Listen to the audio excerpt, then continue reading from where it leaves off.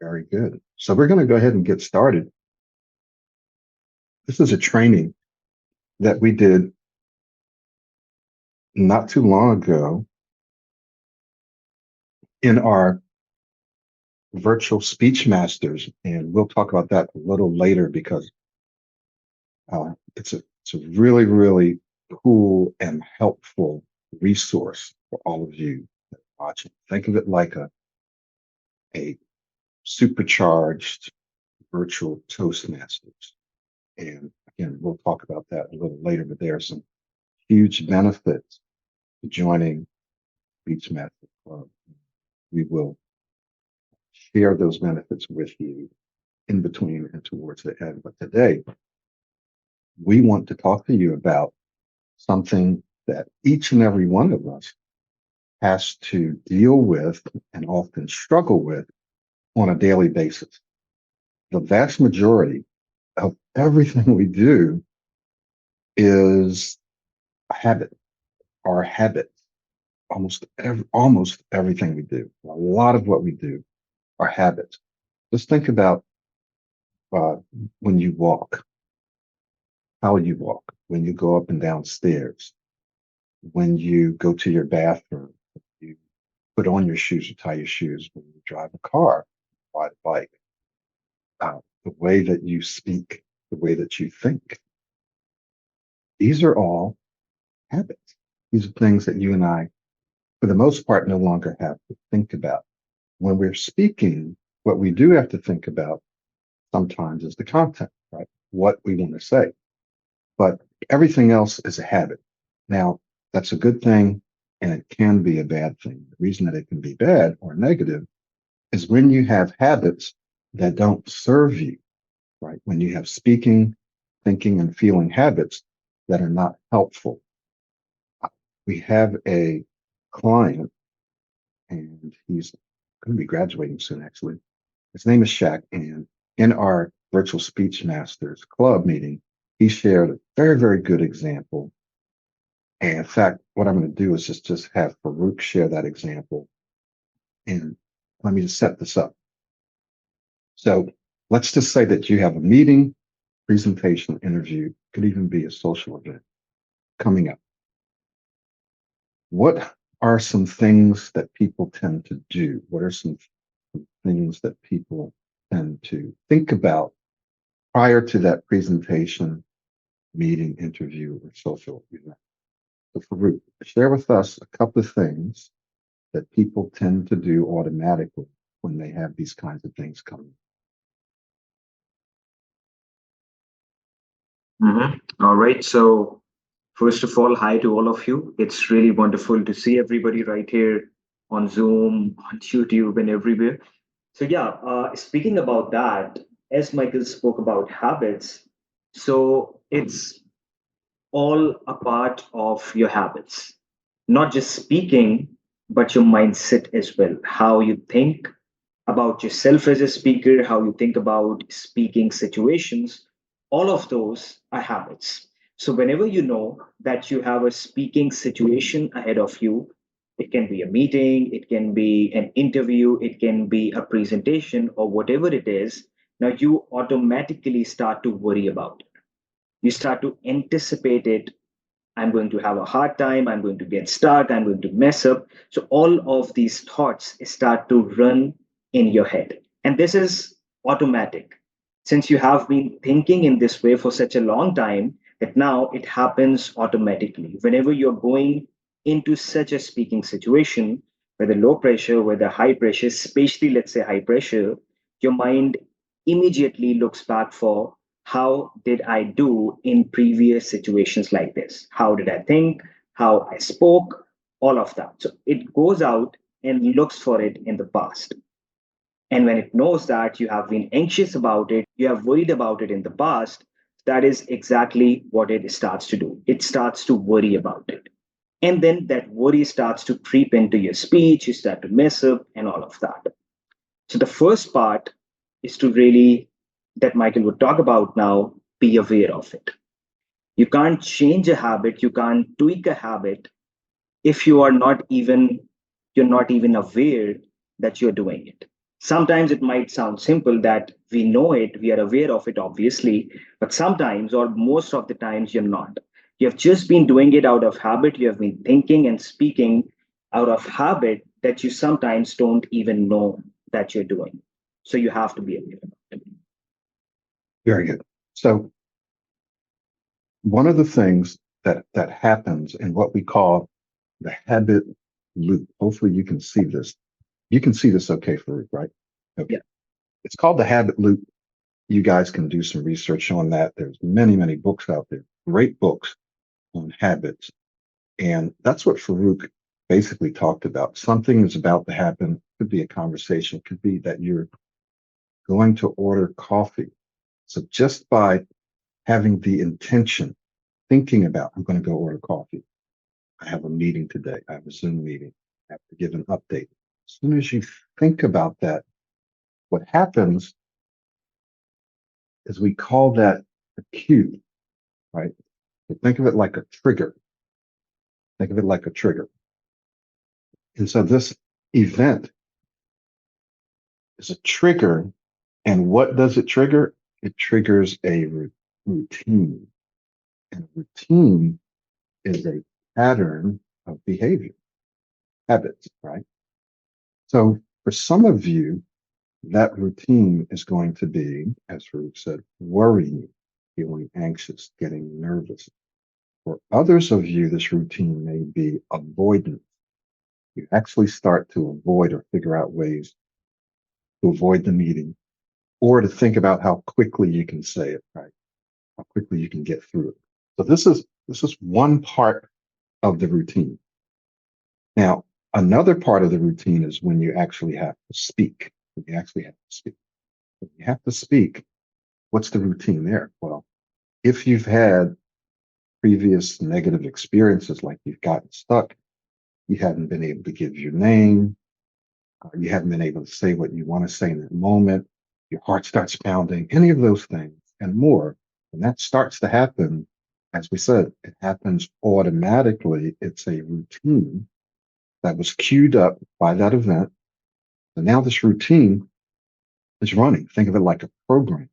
It's pretty much exactly what it is. It's a program. It's an unconscious program that consists of your experiences, that consists of your attitudes, your beliefs, your self-image, your your self-esteem, like all of those things kind of combine to help create that routine. So then you have trouble introducing yourself or saying your name, saying whatever it is. That's the routine part of it, the challenge. So there's at least two parts to the routine, at least two. Really, we could say three. One are the thoughts that you have, sometimes even before you actually start to speak, before you open your mouth, you have these thoughts. You also have feelings. There are feelings and there are emotions. So you have physical feelings, right? And then you have emotions that you start to feel. This is all part of the routine. And then the other part is the actual speech itself, the speech itself. Now, this next part is called the reward. So the reward happens, if you want to think about it this way. Let's look at this on the positive side. If you do something that you enjoy, let's just say it's eating a certain type of food, chocolate, ice cream, whatever you might like, drinking coffee. So the cue might be getting up in the morning. As soon as you get up in the morning, you have this craving to get your cup of coffee. So then you automatically enter into a routine where you go and fix your coffee. It just kind of happens automatically. You drink the coffee, right? That's also part of the routine.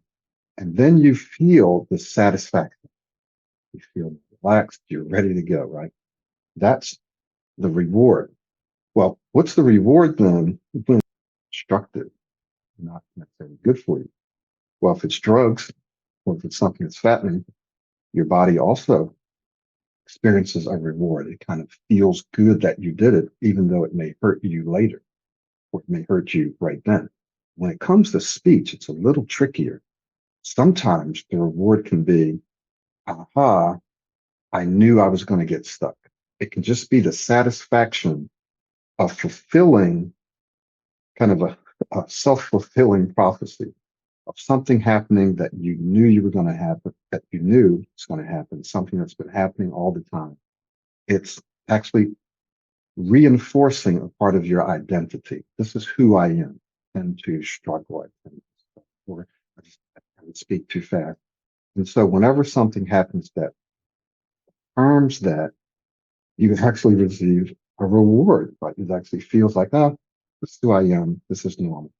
Something that we can call homeostasis. It's kind of what's normal. It's uncomfortable comfortability. You're feeling uncomfortable doing something that you're used to doing, that you're actually comfortable doing. You're feeling uncomfortable um, doing something that's been a habit for you, that's been natural. Okay. So the reward is that, aha, this always happens to me. I knew this was going to happen. Now, here's where we're going to get into some of the meat.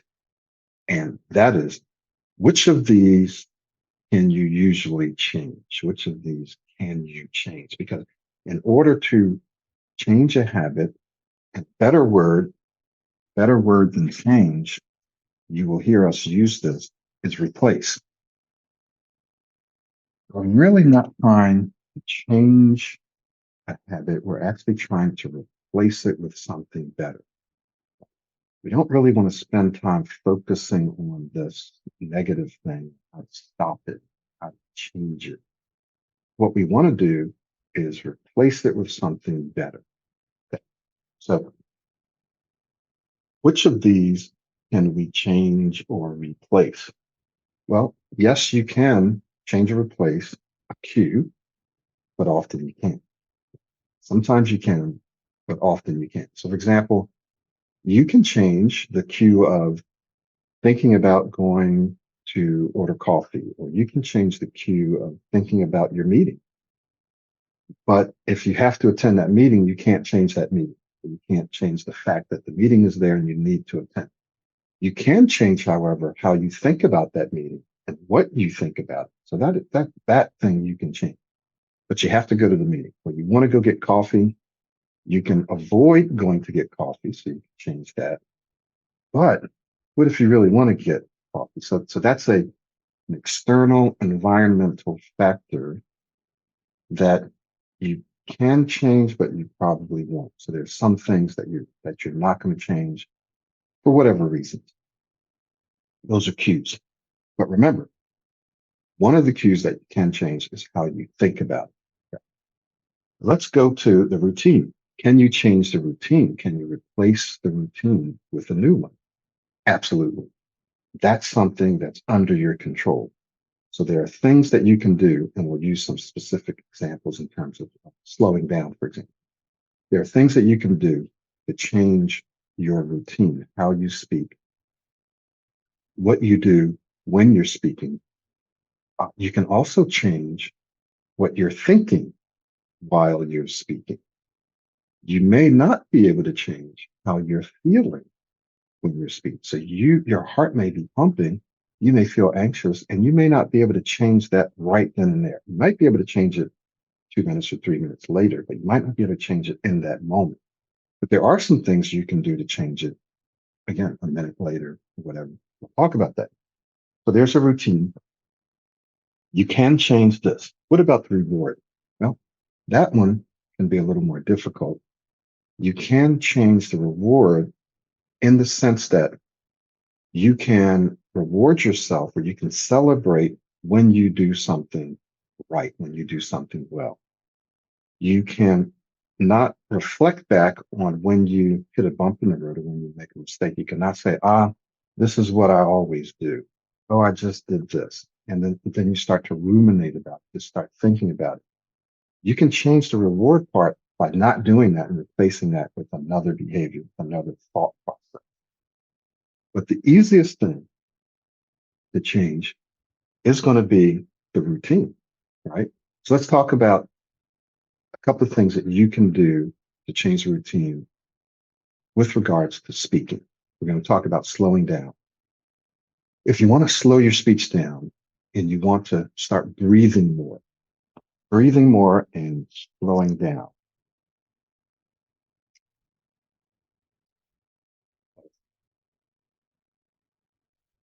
And slowing down.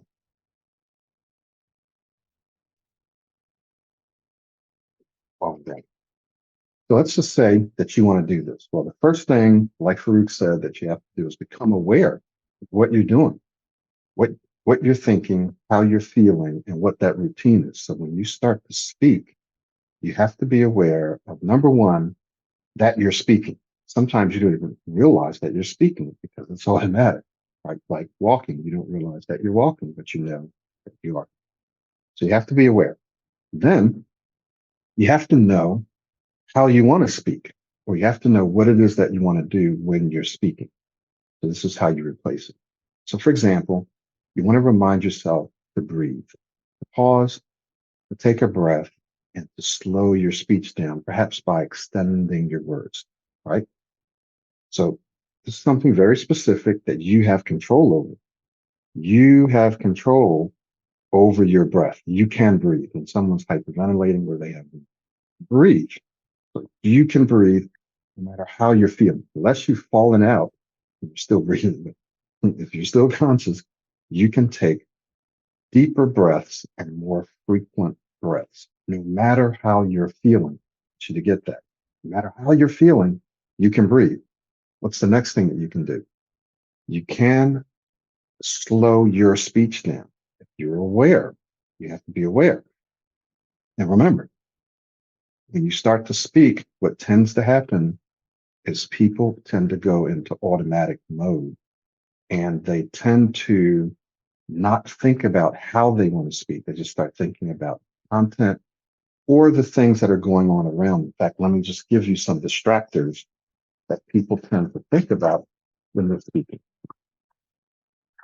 If I can find this, because we're going to talk about this briefly in a moment here too.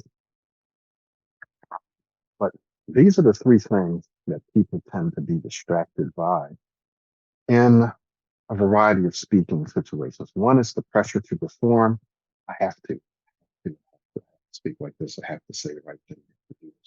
Second is a fear of failure. Hope I don't mess up. I hope I don't do this.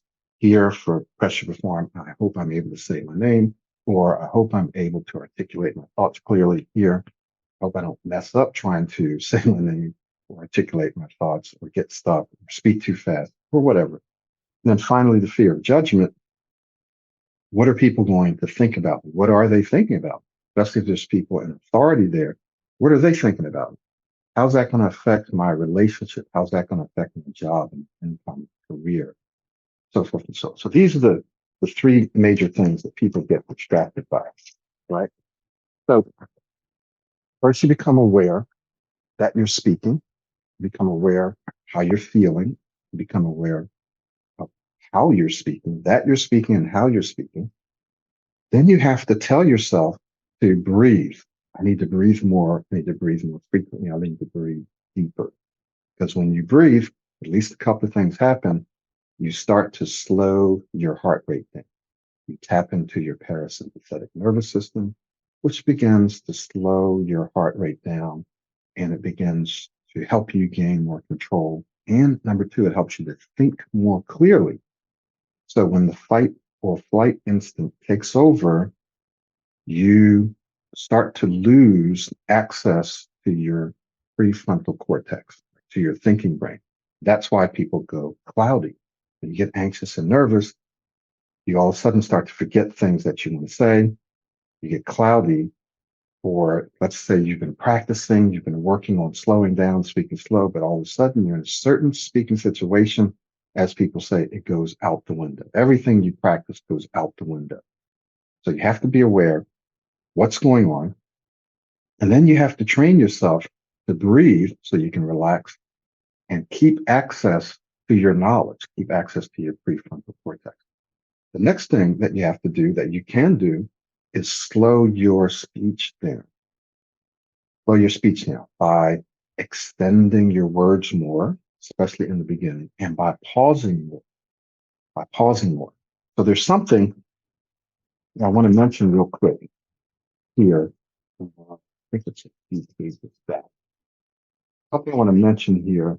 Very, very interesting. And some people think that this is not true. See if I can find this. Yeah. So here, when you're speaking, a lot of people think, you know what? I don't have enough capacity to be thinking about how I'm speaking. Right. I just can't do it. I have to think about what I'm saying. And you're also getting distracted by those other three things, by the pressure to perform, by the fear of failure, by the fear of judgment. You're being distracted by those things. So you feel like you don't have enough capacity to do what? To think about how you're speaking, to control your speech in the moment. Fact is, and I'll explain this to you briefly, we have what's called a cognitive load.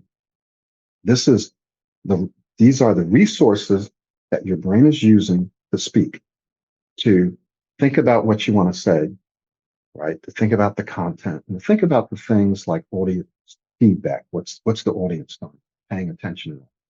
We also call this parallel processing, where you're thinking about what you want to say, and at the same time, you're able to think about some other things. Cognitive load. These are the resources that your brain uses to speak. Cognitive reserves is the capacity that you have left over. Everyone has cognitive reserves, meaning you have capacity left over even while you are speaking, while you're thinking about what you want to say. You can also think about something else. You can also tell yourself to do something else. You can do this while you're speaking, parallel process. The more you speak, the better you speak, the more you're able to speak without having to devote a lot of resources to the content. Like right now, the content's up there. I'm not having to think specifically about what I'm saying. I know what I want to say. It's in there, so I can just say it. So I'm using less of a cognitive load. The cognitive breathing space or the pause, that's where, like I just took a pause, that's when I could take a breath. That's when I could, if I needed to, tell myself to relax, tell myself to slow down, just in that little pause right there. Right? It's called cognitive breathing space. It's where you can breathe, it's where you can pause, and it's where you can give yourself the command to slow down, to breathe, to relax. So no one can say that they can't do it because you can do it while you're speaking and you can do it when you pause. Very, very important to realize that. Now, let's take a look at one other thing here that will help you in terms of focus. So, and Farouk will tell you a little bit about this as well, that the key here when you're speaking is where your focus is. If you're getting distracted by getting stuck, negative anticipation, by who's in the room, by what happened in the past, then you're probably going to get stuck. You're probably going to get stuck because you're going to cause yourself to become more anxious. But if you shift your focus somewhere else to, for example, breathing, to extending your words more, and to what we call Vic and Rick. We've done a lot on Vic and Rick. And it's a mental tool that can help you keep your focus where it needs to be. I'm going to run through this relatively quickly. First is the V and the R in Vic and Rick. Value. Remember, you have the capacity to think about these things kind of in the back of your mind while you're speaking. Am I talking about something? Am I giving this audience, could be an audience of one person, like an interview, could be in a meeting, am I giving them something of value that they need, that they want to know? Is this valuable for them? Is it valuable for me? Is it something that I need to say right? Is it relevant? Is it relevant to this discussion? Is it relevant to this meeting? Is it relevant to the question that they've asked? So value and relevancy. You can be asking yourself that while you're speaking. Is this really what I want to say right now? Right? You can do that. The second thing would be impact. Am I holding their attention? So you can become aware of, am I speaking monotone? Am I speaking monotone? Do I have enough energy? Am I using my body? Am I using body language? Right? You can become aware of that while you're speaking. And then the third one is clarity. Is what I'm saying clear? Two parts to clarity. One has to do with style, the other has to do with structure. Real quick, style, am I articulating so that they can understand what I'm saying? Am I speaking at a good pace where people can understand what I'm saying? Or am I speaking too fast? Am I speaking too slow where it's dragging and people are falling asleep and they're looking at their phones and talking to neighbors? Or am I speaking at a pace where I'm holding their attention? Am I modulating my voice so that I can hold their attention?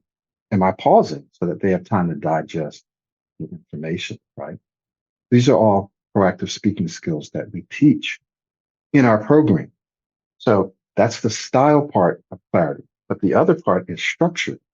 Is it logical? Can people follow what I'm saying? Or am I all over the place? Sometimes people go all over the place when they're either not knowledgeable or not as knowledgeable as they could be, or when they're anxious and nervous and they kind of don't know what they would say and they're rambling on and they're forgetting about stuff.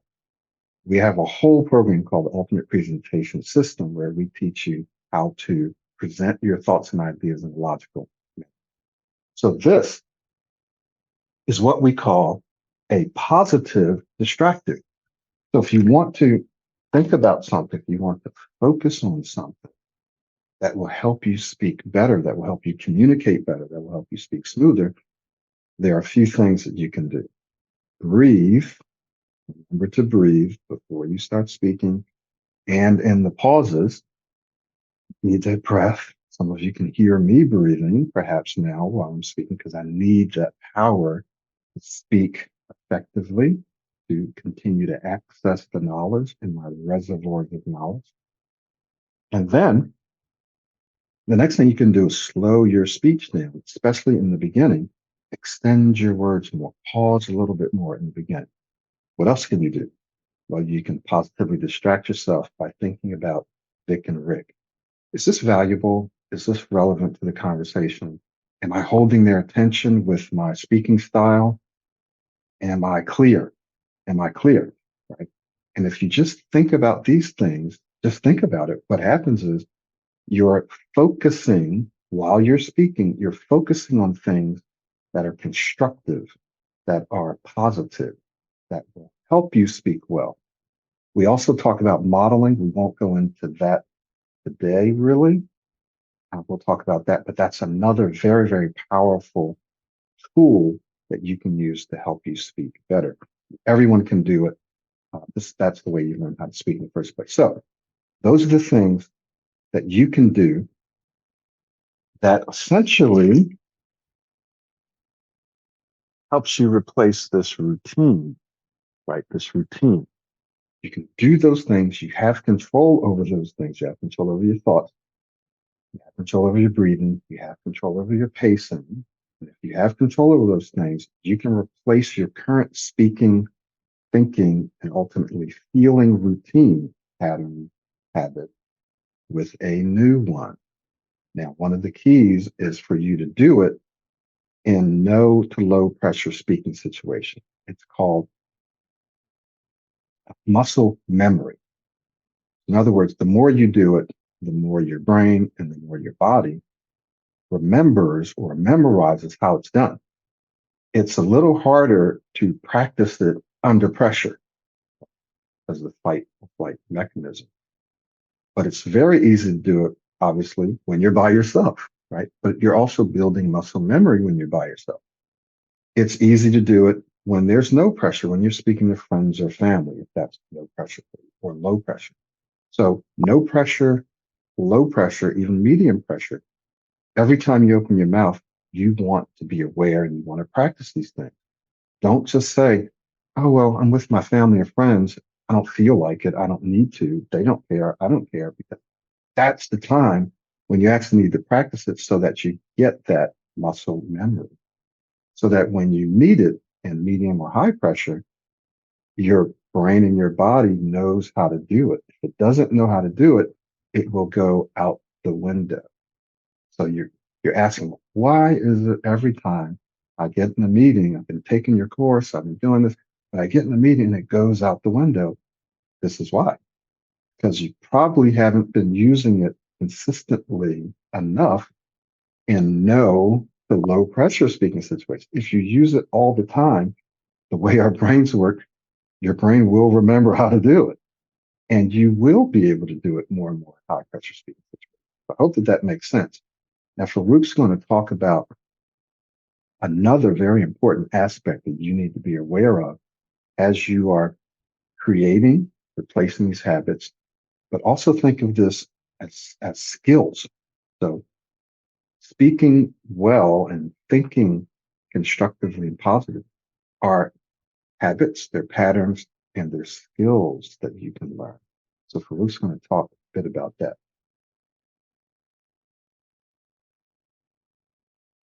All right. Thank you, Michael. And yeah, I was just having to check YouTube as well, and I was right here as well. So we have some people who are messaging us right there. We have some right here. So we'll keep a check. So yeah, as quite wonderfully explained by Michael as a whole, in short, we are our habits. Like whatever we have done over and over again consciously, ultimately it becomes subconscious. It gets from the conscious mind to the subconscious mind. And here we are speaking about speaking, but it is a fact about everything. Whether you're learning a new skill, whether you're learning how to play the guitar, whether you're learning to sing, whether you're learning how to drive a car, whether you're learning to tie your shoelaces, whatever it is, whatever you are learning, at the start, you won't know how to do it. And you would need to consciously focus on it over and over again until it gets into your subconscious mind. When it gets into your subconscious mind, then your mind just knows how to do it. After that, you wouldn't need to focus on it. It would be happening on its own. So, our goal when we are working on our speech should be to repeat the new speaking habit, the new thinking habit, the new speaking style, new thinking style over and over again consciously until we know that it's subconscious now. It's happening on its own now. That's the main goal that we have to get to. But it would only happen by consciously repeating stuff over and over again. Now, why the brain forms habits? Brain forms habits because it is kind of lazy in a sense. It doesn't want to focus on every activity every single time. For example, when you're tying your shoelaces, your brain does not want to spend a whole lot of energy every time you tie your shoelaces. All right, first I have to do this, then do that, then I have to tie it in this way. It does not want to do it every time. So, what it does, it makes it a habit so that whenever you encounter that activity again, like tying your shoelaces, your brain goes back into the past, looks for how has it performed related to that activity in the past, and then it performs exactly in the same way. This way, it doesn't have to spend a lot of energy doing it. So you can kind of call it laziness in a sense.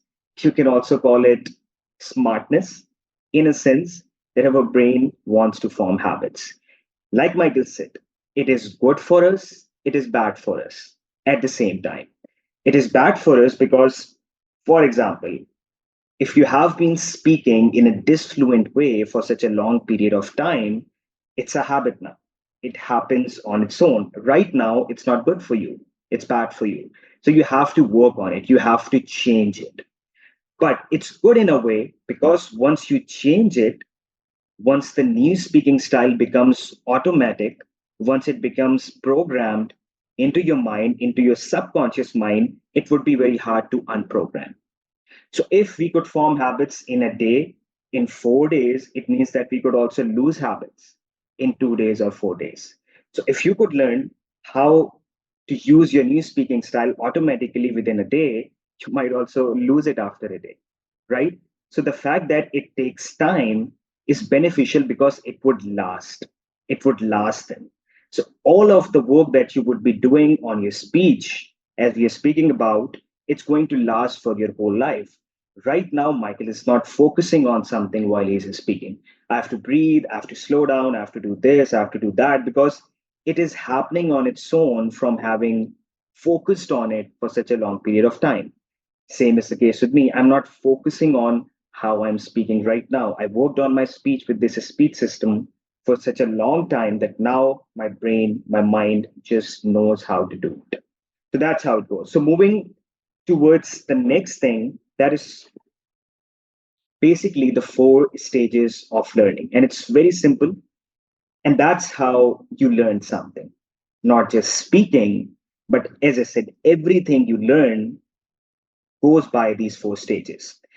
So if you talk about the first stage, that is called unconscious incompetence. Now, these are the four stages of learning, as I said. First stage, unconscious incompetence. It means that you don't even know that you don't know, right? So, for example, you have been speaking in your old speaking style for such a long period of time that you don't even know what a new speaking style is for you or what a new speaking style could be for you. So that is called unconscious incompetence, that you don't even know that you are incompetent, right? What's the next stage? The next stage is called conscious incompetence. So, for example, you jumped onto Michael's YouTube channel, you watched a few videos, you watched about his videos on changing your speaking style, all of that. So now you watch that, now you see that, now you know that there is also a new speaking style that I can learn. Now you are consciously incompetent at it. In the first stage, you were unconsciously incompetent. You did not even know that you could change your speech, that there is a new speaking style. Now you know that, but you're incompetent at that new speaking style. So that is called conscious incompetence. Now, the next stage is conscious competence. What does that mean? Conscious competence is simply now you see what the new speaking style is, you learn what the new speaking style is. Now, as we spoke about the fact, you consciously repeat it over and over again, right? So now you are consciously trying to develop competence. Look at it in this way. It's called conscious competence. It's not automatic. If you just go out there, speak without focusing on the new speaking style, your brain, your mind would still speak using that old speaking style because that is in your subconscious mind right now. So you're not competent at it subconsciously, you're having to consciously be competent at it. You keep doing it over and over again. You keep repeating it over and over again. You keep the neurons related to your new speaking style firing over and over again. So now that is a stage which is called as conscious competence. Now, the next stage, last but really not the least, is unconscious competence. Now, you repeated that habit over and over again. In this case, let's say we're speaking about breathing and slowing down, modeling, using your new speaking style. You kept repeating the stuff over and over again consciously that now the brain has pushed it to the subconscious mind. Now you subconsciously know how to do it. Now you don't have to focus on it. That is where you know that it's in your subconscious mind. It has become automatic. And this stage is called unconscious competence, that you don't even have to focus on it and you're still doing it. Just like the case of learning how to drive. The first few times you would go out there, it would be really hard. You would have to focus on the brake, you would have to focus on the accelerator. I have i have a car moving from the right side, from the left side, I have to look at the mirror, this, that. But now when you learn how to do it, you won't even need to focus on it. You would be focusing on something else, maybe what you need to do the next day, what you did the previous day, your work, your hobbies, and your hands, your feet would be doing the work on its own, right? So that is not just how you learn speaking or a new speaking style, but everything. So it's really, really important to make sure that you get it into your subconscious mind. That is where that myelin wraps the axon, right? That is where those neurons, which kept firing together, now finally wire together. The signal becomes faster, and it is very easy for you to use your new speaking style. In fact, you don't even need to focus on it, right? So, for example, like we talked about breathing, slowing down, it's not that you would go out there once and you have been a really fast speaker. Right at the instant, you would focus on slowing down and done. No, you would focus on slowing down, but the next moment you would be speaking fast. You would start to rush. Then you would need to focus on slowing down, breathing, and slowing down once again. Then your mind would go back to speaking fast. Why? Because of that old habit. Then you would need to get back.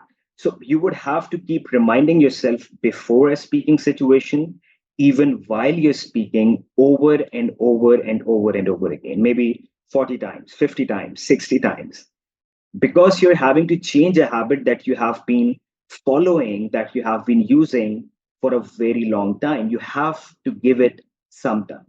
That conscious focus has to be there. The first step, as Michael talked about, you have to be aware. All right, I'm speaking fast. I'm doing this. I'm being anxious. Then you need to consciously change it, breathing and slowing down, for example.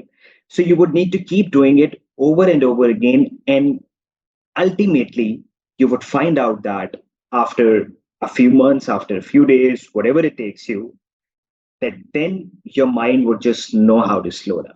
It would know how to breathe and slow down. It would know how to speak smoothly. You won't need to focus on it, right? So that's how it goes. So most of the people ask that. I have heard many clients ask that how much time it takes for it to become automatic. All right, we are working on our speech. Now, how much time would it take us for it to become automatic?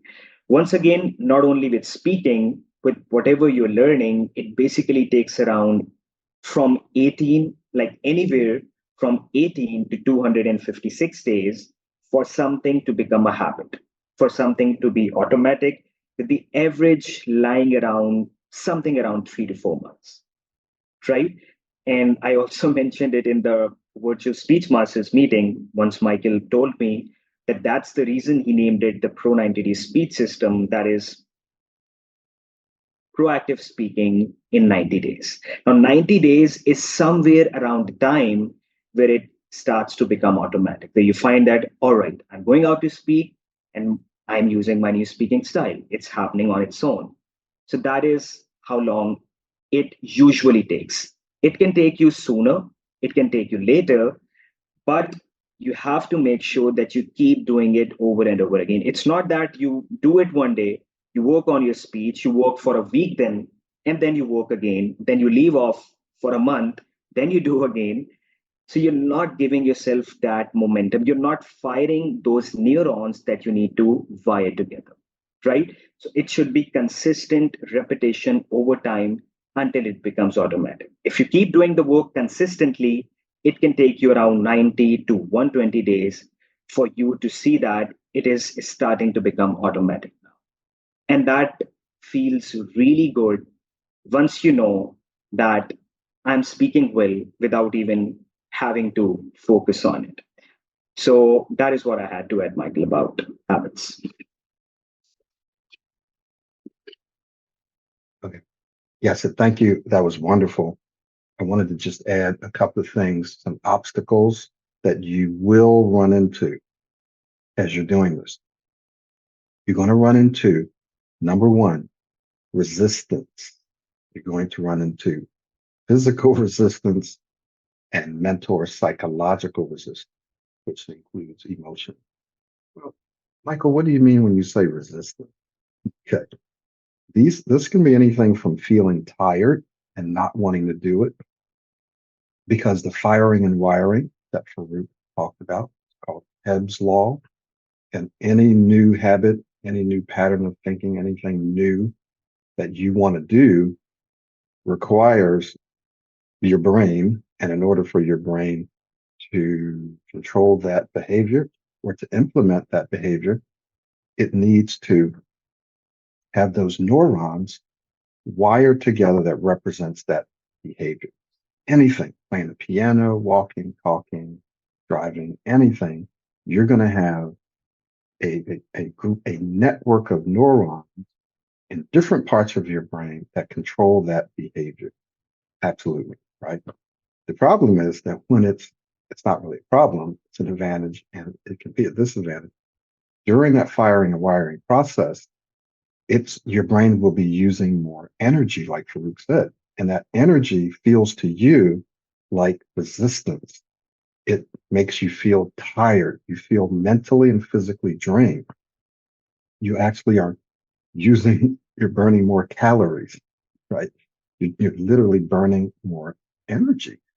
And so you get to a place where you deplete your willpower, your ability to consciously say, I'm going to breathe more. I'm going to think this way. I'm going to speak this way. As you go through your day, and if you are thinking that way and you're reminding yourself to do it, and you're in meetings and you're having to deal with what people are saying and think about the content, you're actually using up a lot of your energy. And so you will start to feel more tired and more resistance. Sometimes by the middle of the day or the end of the day, you just won't feel like trying to think about how you're speaking. You don't have as much willpower. You can recharge your willpower through rest and through certain kinds of foods that you can eat, right? Some sugars, you can recharge your willpower. Sometimes it's temporary, sometimes it's long term, but you will feel resistance. What about psychological resistance? You'll start to justify why you don't need to or why you can't use your new speaking style. Oh, well, I'm in this meeting. I have to think about what I need to say. I just don't have the time to slow my speech down. But you can, and you do have the time, right? You actually can. And we just talked about, like, scientifically, why you actually do have the time and why you must. If you actually want to change your speech, you have to. But you will feel that resistance. And what we tell our clients is, if when you're trying to use your new speaking style, whatever that is, slowing down, breathe, when you're trying to do it, if you don't feel resistance, it means you're actually not trying to do it. Right. If you're if you don't feel any resistance in the beginning, it means you're probably speaking the same way you usually speak. If you feel resistance, it means you're trying to do something different. And your brain will try to justify why you don't need to do it because, like Farouk said, your brain wants to be efficient. So it just doesn't want to do it. Your brain will have that same justification around family and friends. Oh, they're my family and friends. I don't need to do it. I don't feel like doing it. Yes, you do, because that's how you build that muscle memory. So this is why we talk about immersion. I'll say this, and then we'll begin to move into some question and answer, and also want to share a couple of other things. Immersion. Right now, you have a current way of speaking, thinking, feeling, believing. Like Farouk said, you can't just do it on the side. You can't just practice this a little bit and then come back to it. Why? Because you have a current way that is a dominant way of speaking and thinking. In order to replace that, you have to build a more dominant way of speaking and thinking. So you can't do it on the side. You have to immerse yourself at some point, right? So think of it like a pier and a beach. You can wade out into the water, but at some point you got to jump all the way in, or else you're not going to get wet, right? Not fully wet. Or you can go to the pier and you can jump in and you can just get wet. Okay. But if you walk on the beach and you just keep your toes in or your ankles in, you're never going to fully get wet. At some point, you have to get all the way in. And the faster you do it, be it walking out, wading out, or jumping off the pier, the sooner you'll create that more dominant speaking style. So one of the reasons that some people never really make that transition, they constantly have to think about how they're speaking and use techniques and use tools, is because they never fully immersed. So the old speaking style is still wired in. And sometimes it's still dominant. If you want to make the new speaking style dominant, you have to immerse yourself. You have to use it all the time. That is the only way. So, one of the things that we wanted to share with you, we're going to paste a couple of links, is our virtual speech masters club. We just briefly tell you about it as we answer your questions. If you have any questions, either on YouTube or monitoring both YouTube and here, please ask your questions now while I'm speaking, and we'll get to them. Um, Virtual Speech Masters Club, you get our complete self study and some bonus content, our Wave Goodbye to Worry course. You get the complete course included in your membership. You get to be with us every week. Now, there may be some weeks where Farouk is not able to make it, some weeks where I might be able to make it, but one of us will be there unless it's a holiday. We've changed our meeting times to Saturdays now, 12 noon Eastern time. Right? So we usually go anywhere from 90 minutes to 2 hours. The time does go by pretty quickly. Each person gets a chance to do an impromptu presentation to help you think on your feet. And if you're a member and you apply, you can do a planned presentation for 5 minutes. The impromptus are 2 minutes. We have roles, people that count ums, people that count likes, people that count your smoothness, people that count your structure.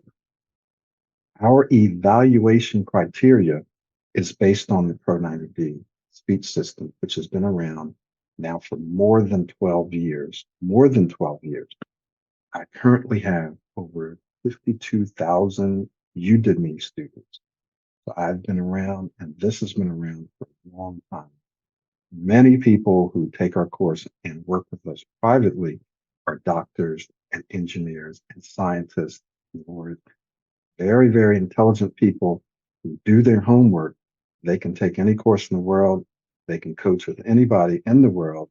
They choose us because they know it's science-based. They know it works, that it makes sense. So we want to encourage you that if you're not quite ready for coaching, then join the Speech Masters Club because you'll get to get evaluation and feedback, not only from members, but from us. We give you, so look at it like a mini coaching session. We're going to give you that feedback briefly in each meeting. You can attend as many meetings as you want if you join for 6 months, as many meetings as you want for 6 months. Or if you join for 12 months, as many meetings as you want for 12 months. How much does it cost? It's only $120 for the 6 months, not every month. $120 at join as many meetings as you want. And you get the course, which if you buy it by itself, it's like $397. You get the course, you get other courses. We have training sessions that we do like this, but they're shorter inside each of the meetings. And you get to put into practice what you are learning in a real time situation and get expert feedback. So we watch people from week to week.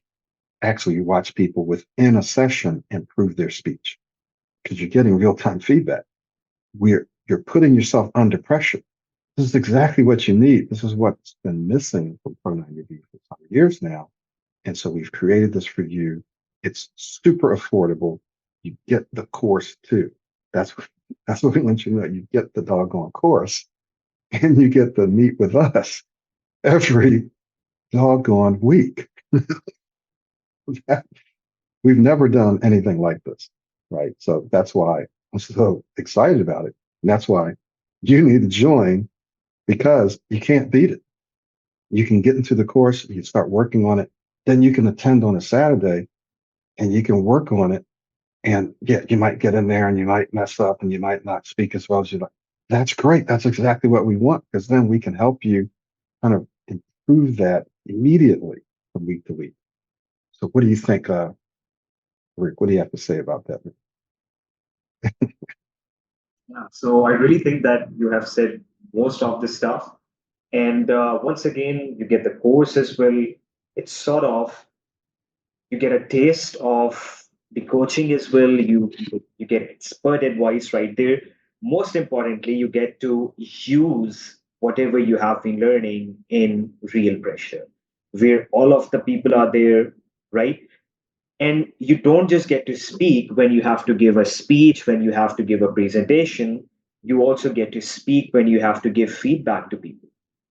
You give feedback, you let people know that maybe this is something that you could have focused on, this is something that you could have focused on. Then you get the training as well. We have those impromptu speeches as well, planned presentations as well, real time feedback as well. So you get to speak a lot. And most importantly, you get to meet with us every single week. Now, that is something which is great. So you have the course, you get to meet with us as well, and you get to use whatever you have been learning in real time pressure, and you keep enhancing. You join a meeting, you speak, you get some feedback that this is something that you can improve on, this is something that you can do. You come back in the next meeting, implementing that feedback, and you see that improvement. We have been seeing clients improve every single meeting, right? So that is something that we have started off late, maybe than we should have, but it's really great to see that we have. And you guys, now it's up to you guys to take advantage of that. So Farouk, we have a question on YouTube, so I'm going to answer this now. Mhm. And it's a block on vowels. Is there any exercise to cure this or any other way to prevent such block? This is a common question.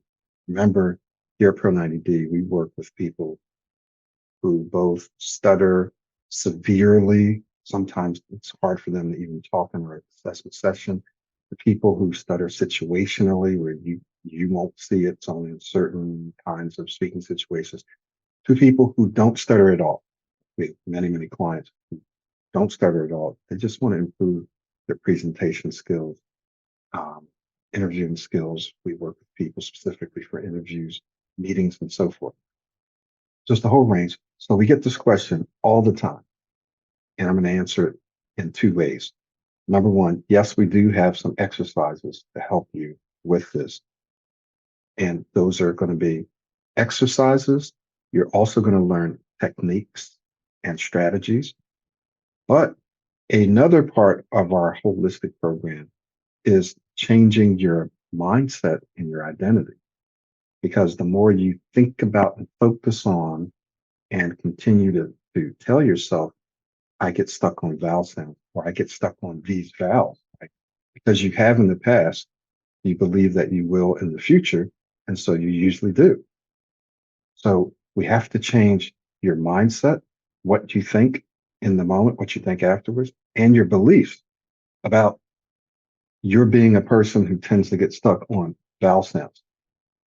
That being said, our modeling practice helps you to be able to say those vowel sounds because you're not thinking about it.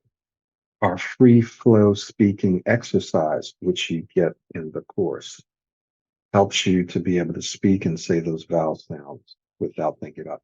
Our proactive speaking skills, sometimes things like inflecting or emphasizing or airflow linking. These are all techniques and tools that can help you say those vowel sounds. But the fact of the matter is, sometimes those things will not work, right? They may work most of the time. They may work almost all the time. But some people find, well, they work inconsistently.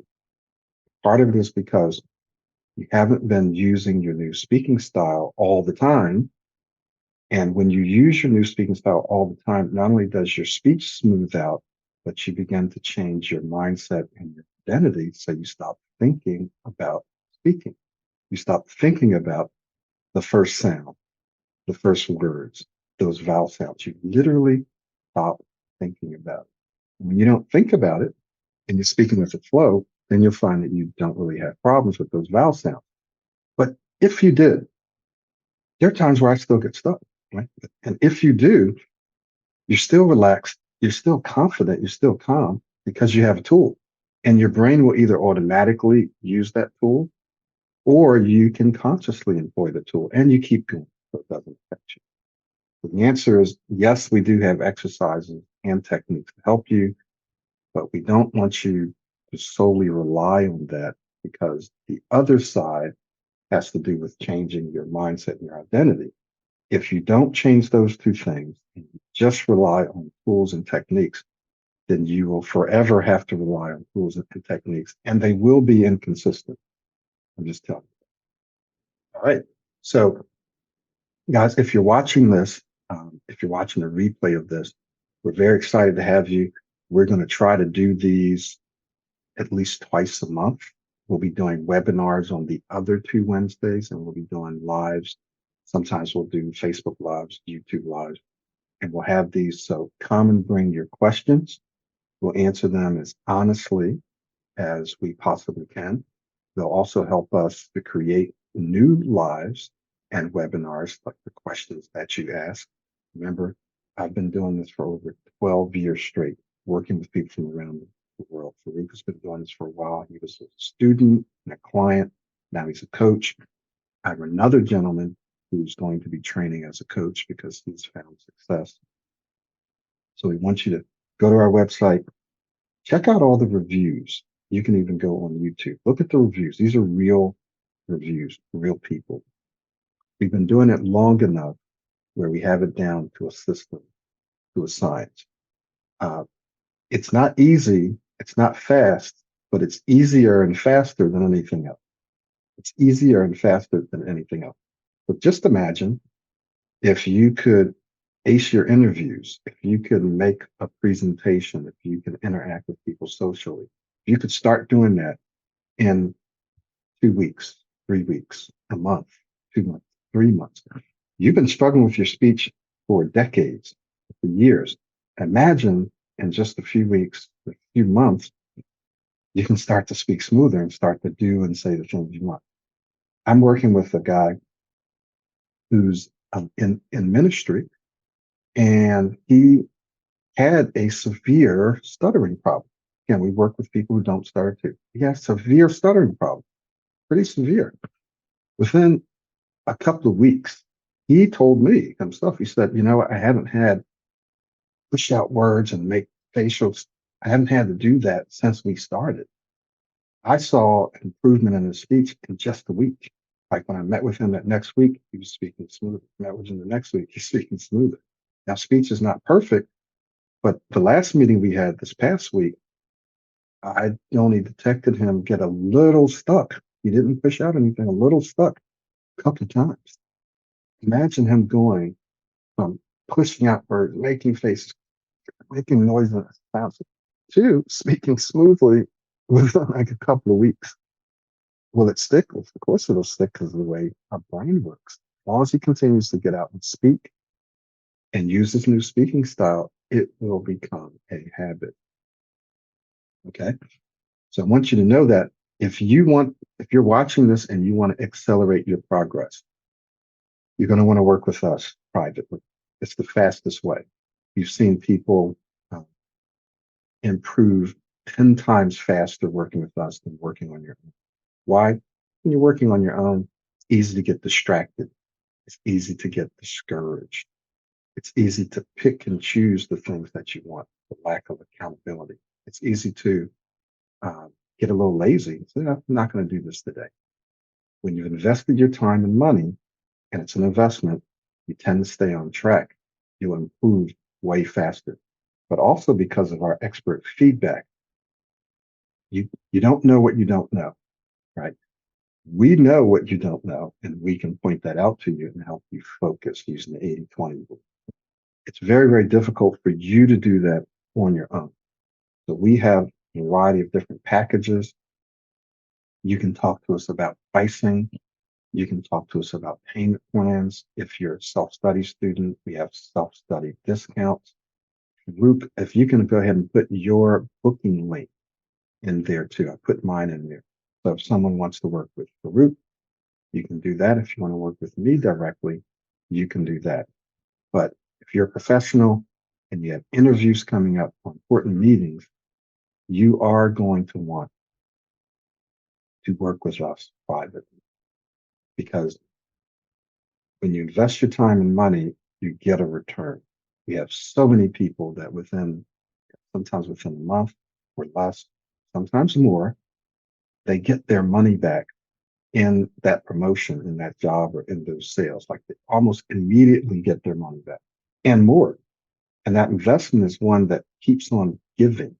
Right? You receive a dividend for decades and decades to come because now you're positioning yourself to be more confident, to be more influential, more persuasive, to earn more money, to go for the jobs that you like. So if you're not ready for coaching, jump into our Virtual Speech Masters Club. That might be a first step for you. If you've been watching us for a while and you have important stuff coming up, then you're going to want to engage us privately because it will accelerate your progress. Okay. All right. Anything else, Farouk, before we wrap up? Are there any other questions on the YouTube channel? Yeah, I think there is one on YouTube. I see a couple.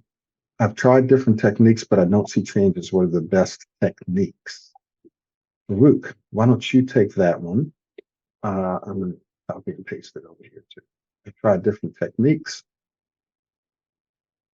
but I don't see changes. Paste that one. And then the next one is how I see there are two voices, the casual voice and presentation. It would seem off and awkward to practice your presentation, interview voice, and casual. Is there a workaround? Very good question. I will tackle that one after Farouk answers the first All right, sure. So going with the first one or the second one, as we can say. So you said that you have tried different techniques and you haven't been seeing the changes in your speech. Now, there would be two major important reasons for that. The one thing is that the Pro90d speech system is just not based on strategies and techniques to help you overcome stammering or stuttering. In fact, that's not even our goal. So, one reason might be that you're having the wrong goal in your mind. You are using strategies and techniques to not get stuck. And if you keep focusing on that, that is all you would get. Like, I'm using this so that I don't get stuck. I'm working on my speech so that I don't get stuck. So the goal has to be to become an excellent and amazing speaker. And for me, like there are many things, but this is something that sets the system apart. And this is something that takes the system to the next level, that it is not there to help you not stutter, not stammer. It is there to help you become an excellent speaker, right? And once you do that, the stuttering, stammering, old speaking style, disfluencies, getting stuck takes care of itself. So the goal has to be right. And then the second reason might be that you have not been doing it for a long period of time.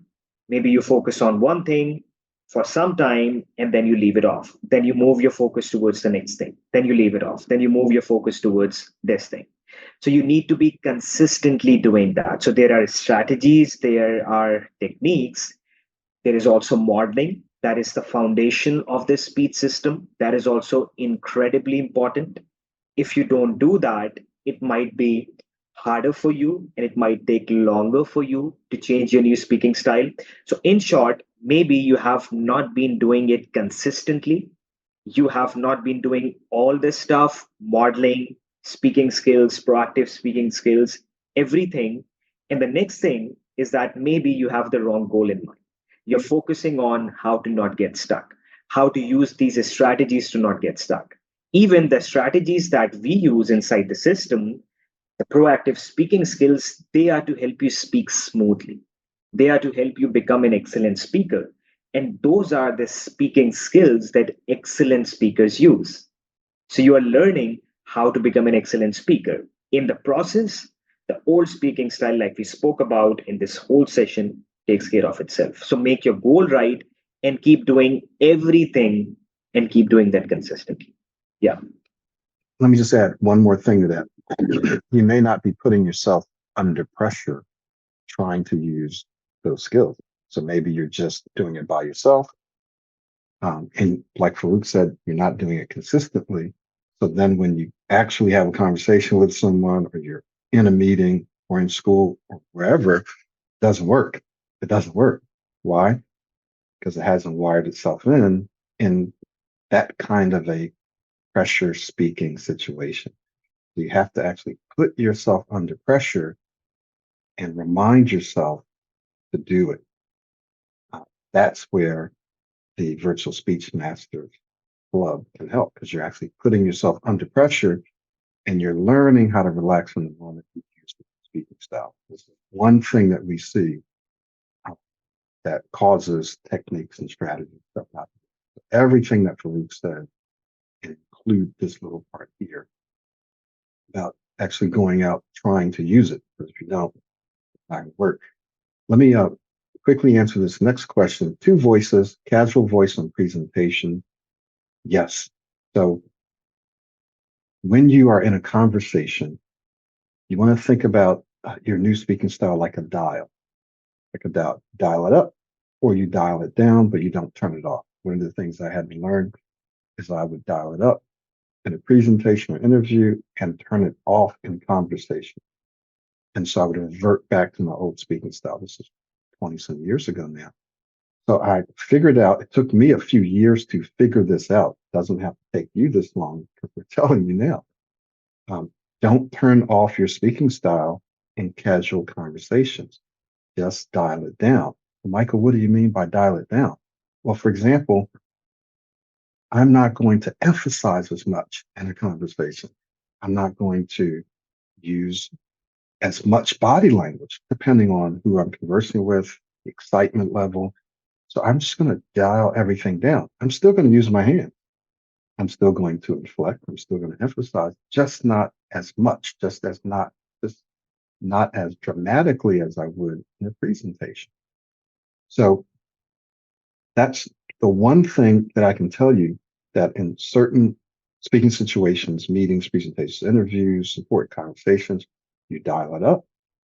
In casual conversations, you dial it down, and you can figure out how to do it. What I did initially is I said, hey, use your presentation style in a conversation and then figure out how to dial it down, how to bring it down.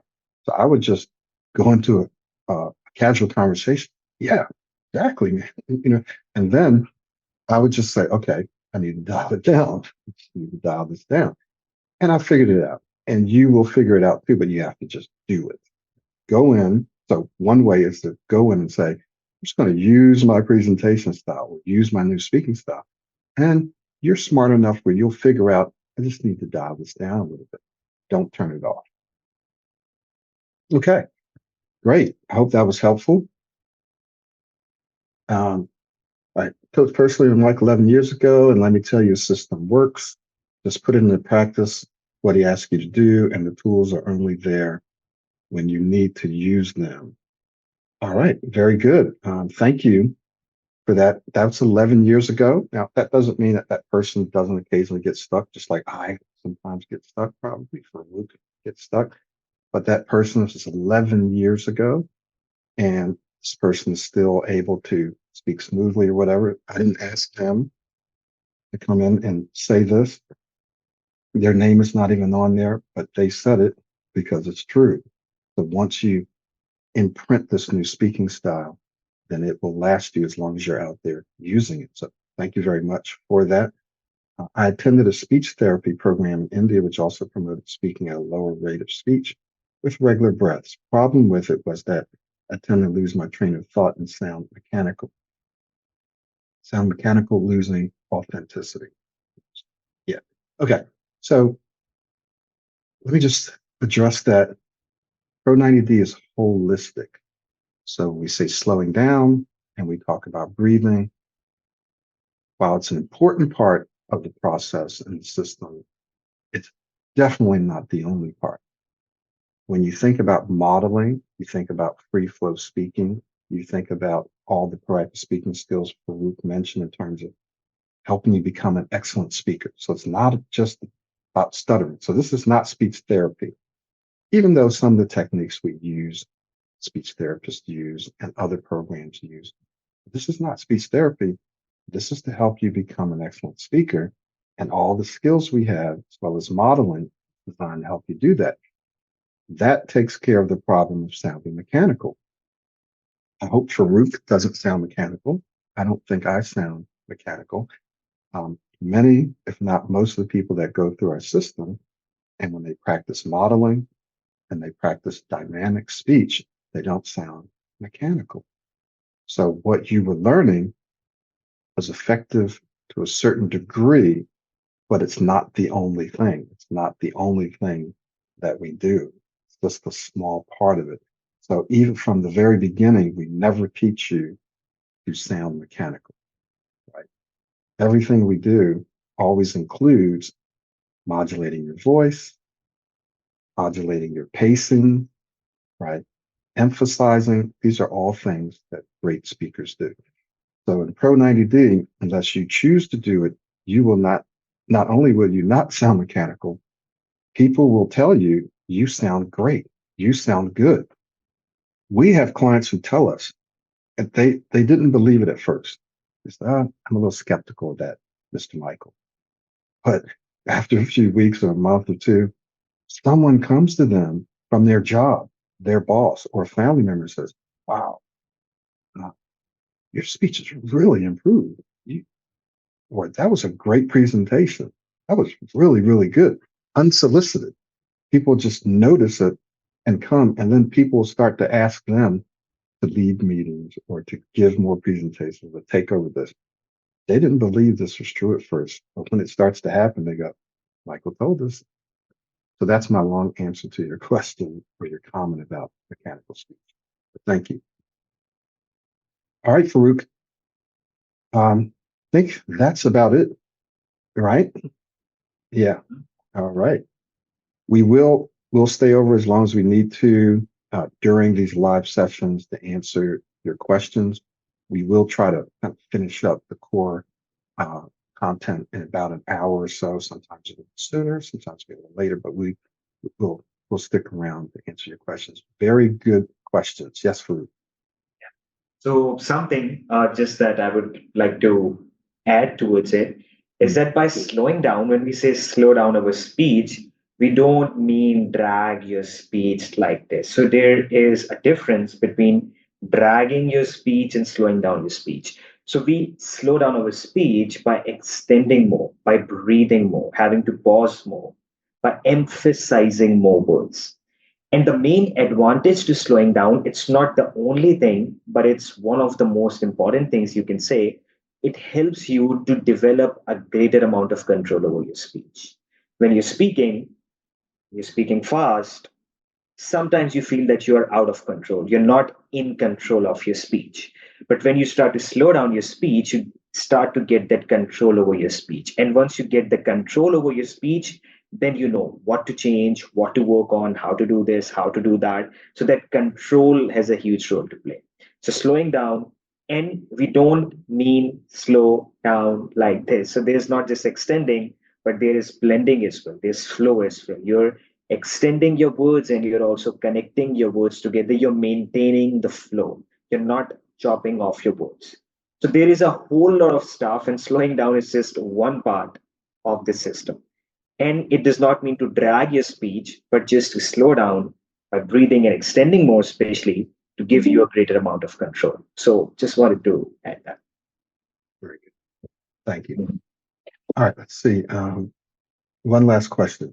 Do you think neurolinguistic programming and hypnosis can help curing stutter? So, as Farouk said, the goal should not be to cure stuttering. I know that's what you want, and maybe one day there will be something, and maybe there have been people who have been cured. Our goal, however, is a bit different because we feel like it's more useful. You can not stutter and suck at speaking, right? There are lots of people who are just not good communicators. They don't stutter at all. They've never stuttered, but they just suck. They're not good, or they're just average.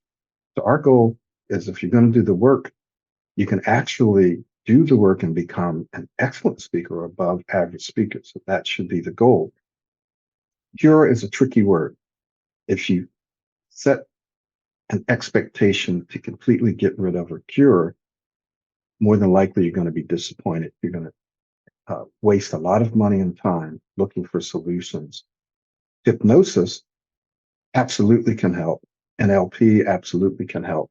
However, Once you dive into our system, you'll find all of that is actually included to one degree or another, to the degree to which it would work in our particular system. So you'll find some elements of those things in the system. With hypnosis, you're talking about taking your brain waves to a certain level where you're able to receive commands or affirmations, right? So it's getting you into a state of mind, into a relaxed state of mind, where your brain can now receive these commands so that when you come out of that state and you're in your more active state, your subconscious or your unconscious mind now has this new programming that starts to happen automatically. So we've had people who have come in and done hypnosis, and what they found, generally speaking, is that it can wear off. Right? It can wear off. So I'm not saying that that's what will happen to you or that that's what always happens, but that's been our experience that if the person only did that, and then some months later, several months later, years later, something happened, they became anxious, then what happens is their identity can start to kick in. So once they face a certain stressor, their old identity, if their old identity is still present, it can kick in and kind of undo all the work that you did with that hypnosis or that NLP. What we're doing is we're rewriting, we're overriding your identity, your belief about yourself, your thought process, and your speech. And it's happening on an unconscious level as well. So you get the benefits of hypnosis, but you also get the benefits of changing your identity, your mindset, and your speech. So answer to your question is yes, those things can help, but it may not be holistic enough. It may not. I'm not saying it's not, just saying it may not be. All right. Great. All right. So let's wrap up. Thank you guys for watching. Thank you for attending. We'll be doing a official webinar next week, and we'll be meeting this Saturday. So visit the links that we've put in here and check us out. You can visit us once for free. Then after that, you'll need to join. Remember, it's only $120 for 6 months, and you get the course. So I look forward to seeing you. For those of you that want to accelerate your progress, you already know that this works. Somebody on YouTube just says, hey, I worked with Michael 11 years ago, and this really works. It does work. Okay. Then go ahead and book your free session with me. I put the links there. All right. We'll see everybody next time. All right. See you all. Bye.